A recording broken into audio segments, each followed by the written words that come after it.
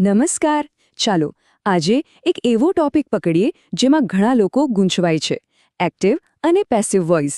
પણ ચિંતા ના કરતા, આપણે સાથે મળીને આને એકદમ સહેલું બનાવી દઈશું.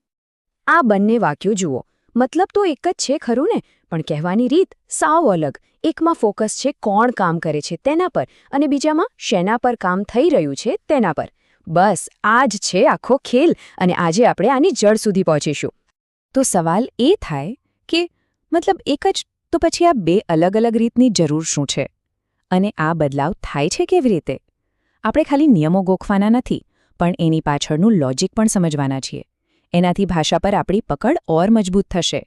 સારું, તો આજે આપણે આ સફરમાં ક્યાં ક્યાંથી પસાર થઈશું એની એક ઝલક જોઈ લઈએ.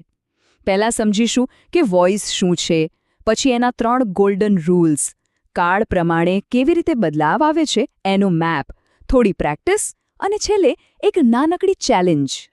તો ચાલો શરૂ કરીએ એકદમ બેઝિકથી. આ વોઇસ છે શું? સાવ સરળ ભાષામાં એ ફક્ત એ બતાવે છે કે વાક્યનો હીરો કોણ છે, ક્રિયા કરનાર કે જેના પર ક્રિયા થઈ રહી છે તે. કરતા એટલે કે આપણા વાક્યનો હીરો, જે એક્શન કરે છે. જેમ કે પેલું વાક્ય હતું, શી ઇટ્સ એપલ્સ. એમાં ખાવાનું કામ કોણ કરે છે? શી. બસ એ જ છે કરતા. એક્ટિવ વોઇસમાં બધો જ ફોકસ આ કરતા પર હોય છે. અને કર્મ એટલે જેના પર એક્શનની અસર થાય છે. આપણા ઉદાહરણમાં apples are eaten by her. અહીંયા ફોકસ કોના પર છે? સફરજન પર, કારણ કે એને ખાવામાં આવી રહ્યા છે. પેસિવ વોઇસમાં આ જ કર્મ એટલે કે ઓબ્જેક્ટ સેન્ટર સ્ટેજ પર આવી જાય છે. ચાલો હવે વાત કરીએ સૌથી કામની વસ્તુની. આ ફક્ત 3 જેવા નિયમો છે જે લગભગ 95% વાક્યોને એક્ટિવમાંથી પેસિવમાં ફેરવવા માટે પૂરતા છે. આને સમજી લીધા એટલે સમજો કે અડધી જંગ જીતી ગયા. તો નિયમો એકદમ સીધા અને સરળ છે. પહેલો નિયમ, ટેન્સ સાથે કોઈ છેડછાડ નહીં, જે કાળ છે એ જ રહેશે. બીજો નિયમ, કર્તા અને કર્મની અદલાબદલી. કર્તા જશે કર્મની જગ્યાએ અને કર્મ આવશે કર્તાની જગ્યાએ. અને ત્રીજો અને સૌથી અગત્યનો નિયમ, પેસિવ વોઇસમાં ક્રિયાપદ હંમેશા એના ત્રીજા રૂપમાં એટલે કે V3 ફોર્મમાં જ આવે. બસ આટલું જ. આને બરાબર મગજમાં બેસાડી દેજો. આ 3 નિયમો એક માસ્ટર કી જેવા છે. બસ એને લાઇનમાં વાપરો અને વાક્ય આપોઆપ જ સાચી રીતે બદલાઈ જશે. સારું, નિયમો તો સમજાઈ ગયા, પણ અલગ અલગ ટેન્સમાં એટલે કે કાળમાં આ કેવી રીતે લાગુ પડશે? એના માટે આપણી પાસે એક રેડીમેડ બ્લુપ્રિન્ટ છે. ચાલો જોઈએ. આ ટેબલ પર એક નજર નાખો. અહીંયા એક બહુ મસ્ત પેટર્ન છે. જો વાક્ય ચાલુ કાળમાં હોય એટલે કે કન્ટિન્યુઅસ ટેન્સ, તો પેસિવમાં બીંગ લાગશે, અને જો પૂર્ણ કાળ એટલે કે પરફેક્ટ ટેન્સમાં હોય તો બિન લાગશે. આટલું યાદ રહી જાય તો મોટાભાગનું કામ આસાન થઈ જાય છે, ખરું ને? અહીંયા એક વાત ખાસ નોંધવા જેવી છે. એક એવો કાળ છે જેનું પેસિવ બનતું જ નથી, અને એ છે ચાલુ ભવિષ્યકાળ એટલે કે ફ્યુચર કન્ટિન્યુઅસ ટેન્સ. આ એક અપવાદ છે, એટલે એને ખાસ યાદ રાખજો. અહીંયા ઘણા બધા લોકો ભૂલ કરી બેસે છે. ચાલો ભાઈ, બહુ થિયરી થઈ ગઈ. હવે આ બધા નિયમોને પ્રેક્ટિસમાં મૂકીને જોઈએ. એક ટેસ્ટ ડ્રાઈવ તો બનતી જ છે. ઓકે, તો આપણું પહેલું ઉદાહરણ છે, the principal has granted him a scholarship. આ પૂર્ણ વર્તમાન કાળનું વાક્ય છે. વિચારો જોઈએ, આના પર આપણા 3 નિયમો કેવી રીતે લાગુ પડશે? ચાલો આ કોયડો સાથે મળીને ઉકેલીએ.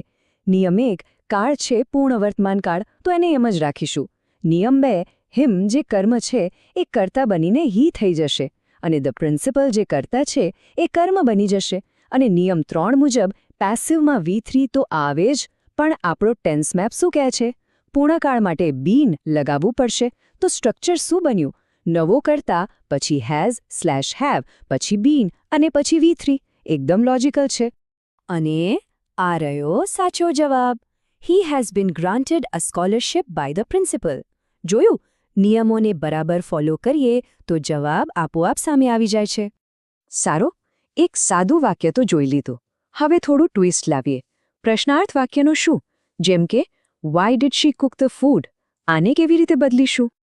હવે અહીંયા એક નાનકડો પણ બહુ જ મહત્વનો નિયમ આવે છે, ઇન્વર્ઝન. પ્રશ્નાર્થ વાક્યમાં જે પ્રશ્ન શબ્દ છે, જેમ કે વાય, એ તો પોતાની જગ્યાએ જ રહેશે.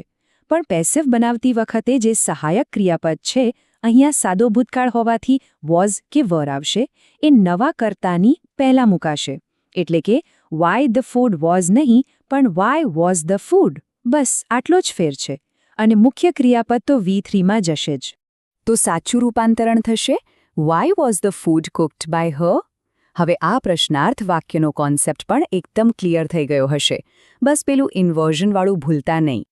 સારું, હવે આપણે લગભગ બધું જ શીખી લીધું છે. તો હવે સમય છે આ કૌશલ્યને પાક્કું કરવાનું. તૈયાર છો એક અંતિમ પડકાર માટે? તો આ રહ્યો અંતિમ પડકાર સ્ક્રીન પર. Did Karishma close the window? હવે આપણે શીખેલા બધા નિયમો લાગુ કરો, ખાસ કરીને પ્રશ્નાર્થ વાક્યવાળું ઇન્વર્ઝનનો નિયમ. અને વિચારો કે આનું પેસિવ સ્વરૂપ શું બનશે. આ નાનકડી કસરતથી આપણે જે કંઈ પણ શીખ્યા એ બધું જ મગજમાં એકદમ ફિટ થઈ